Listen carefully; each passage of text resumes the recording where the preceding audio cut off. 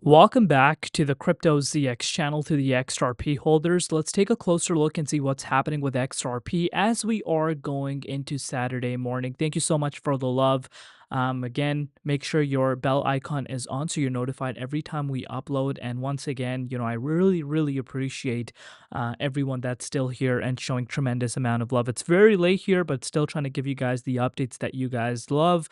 So again, if you have not subscribed, please consider subscribing. But looking across the board, as you can see for yourself, going into Saturday morning, first and foremost, we need to keep in mind it is the weekend. On the weekends, more manipulation than usual as CME futures are closed. But you're seeing a little bit of a bounce, as you can see across the board. But we need to zoom out and take a look at the broader market, whether you're looking at it on a weekly time frame or a monthly time frame. We're down substantially for altcoins.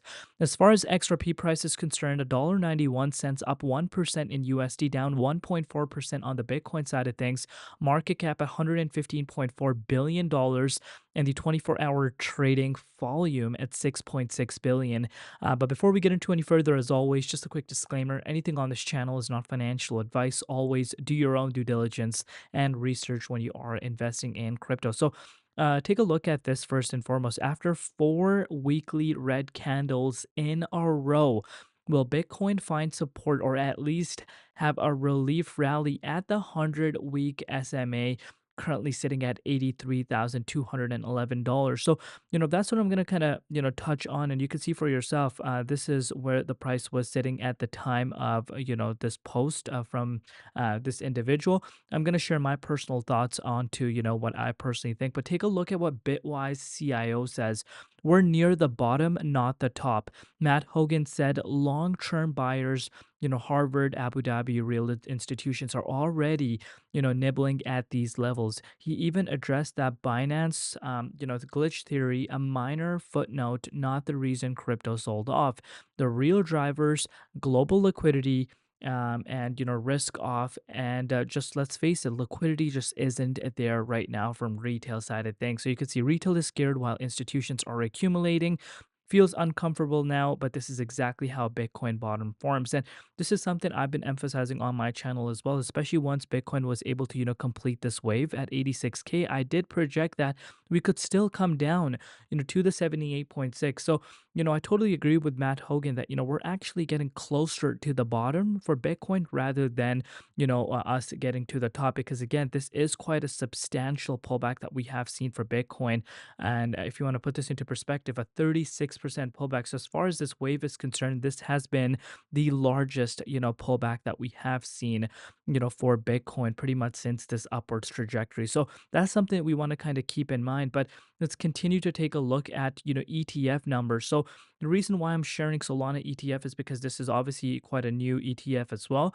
And you can see it pulled in about $130 million in inflows this week. But now if you compare it to XRP, XRP only has two spot ETFs right now, which is the Bitwise and Canary. And you could see they pulled in just yesterday $35 million inflows in just one single day. And one big point that I want to point out here is, let's not forget that on the Solana side, Solana has six spot ETFs, and you guys know I bring you guys unbiased updates. So you got to give credit where it belongs. XRP outpaced Solana ETFs, by a massive margin. This is something we were anticipating to see, how this is really going to play out. But XRP pulling in crazy amounts of inflows, as we could see for ourselves. And right now, currently, it's just been two spot ETFs that have been live, and that tells a lot in terms of the institutional inflows that are coming in during the retracement, which I've highlighted to you guys before as well. I know people are probably wondering, why are we not seeing, the prices going up, and why are they accumulating during the, downward trend? Because of course, dollar cost averaging in, and that is a perfect way to kind of look at it, and that's how I currently am looking at this. So you can see, the Grayscale XRP ETF is now, updated on Charles Schwab, go for launch on Monday. So big things happening, but let's take a closer look and see what is happening with the price as we are going into the weekend. Like I said, on the weekends, we do tend to see more manipulation as CME futures are closed. But if you're looking at the dominance, it has been picking up over the course of the last, 24 hours. As you could see for yourself, we're gaining some strength. Bitcoin, on the other hand, was able to reach a new monthly low. Not only did we complete the wick, we came down to $80,500 for Bitcoin, and we have seen a little bit of a bounce since then.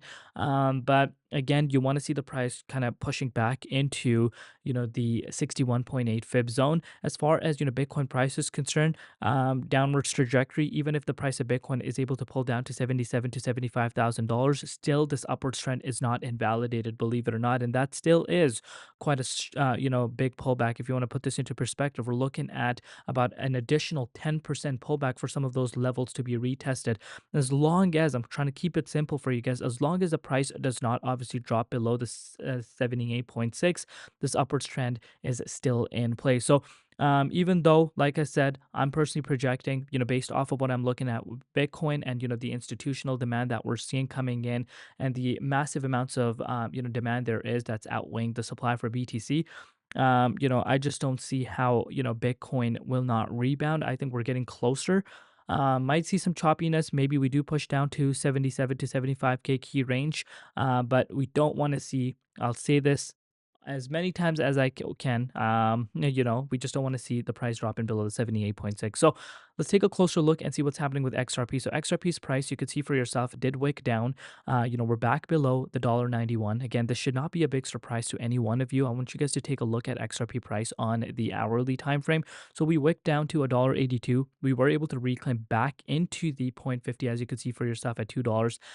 But we're having a little bit of a hard time, kind of remaining above this key support line, but it can dominance has picked up compared to what we have seen in the past few days.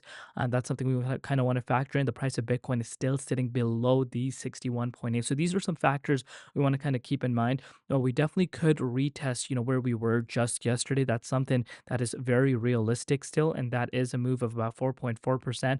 And that could still end up happening, especially if the price is not able to, remain above that key range. What I would love to see XRP do is remain above this key range. But if it's unable to do that, these are some realistic targets to be looking forward for in the upcoming hours ahead of us. But zoom out, take a look at the bigger picture. Obviously, the long-term accumulators are accumulating right now. I see the comments, and I stated in my market analysis update as well. That's the daily segment that we bring on the channel. It's 50-50 at this point. 50% of, the comments are very positive. At the other side, 50% are not so positive. People are not happy, with what's happening with the markets. But this is where your due diligence research comes into play, and you need to have an exit strategy when you go into this market. Exit strategy is very important. I cannot stress this enough. But let me know in the comments what you guys think. And yeah, we'll see you later in Crypto ZX and peace out.